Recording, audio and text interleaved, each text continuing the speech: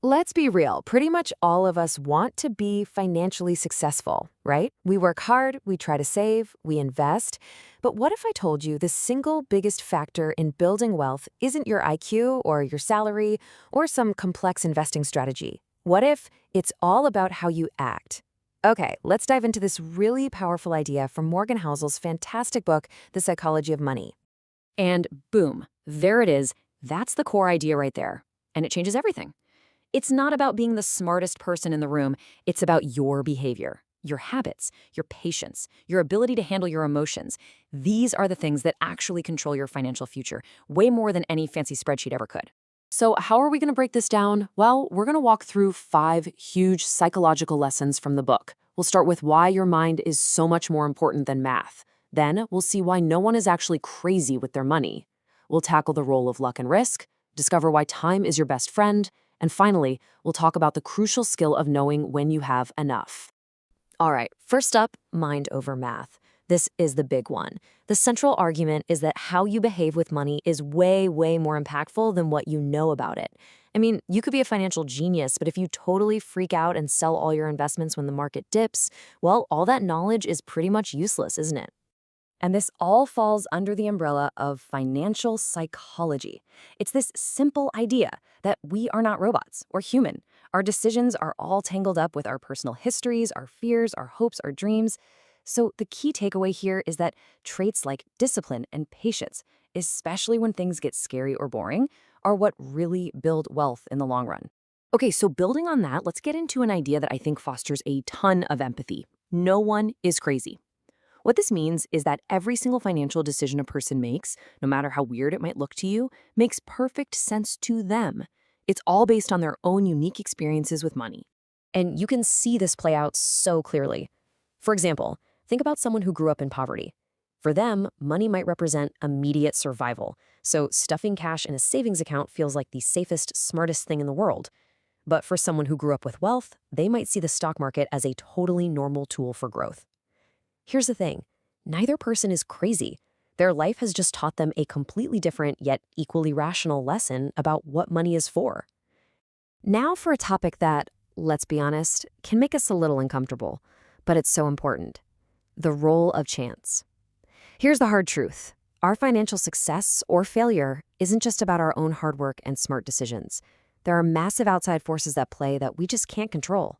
And that's because luck and risk are really just two sides of the very same coin. We absolutely love to take all the credit for our successes, right? But we tend to ignore the role that pure luck might have played. On the flip side, we're super quick to judge someone else's failures without seeing the invisible role that risk, those random awful circumstances, played in their story. Acknowledging this just helps us look at both success and failure with a lot more humility.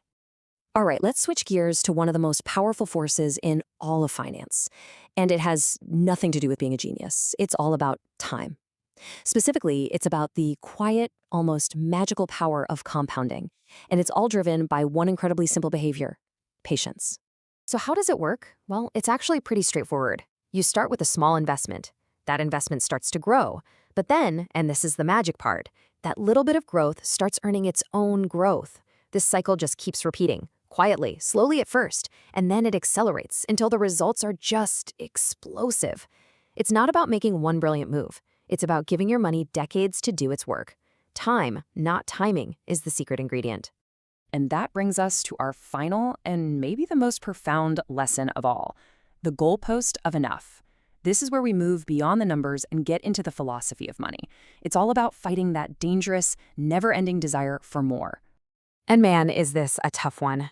This really is the hardest financial skill to learn. We live in a world of constant social comparison, right?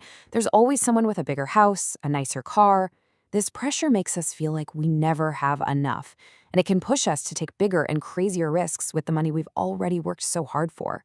So, I want you to just pause for a second and really ask yourself this.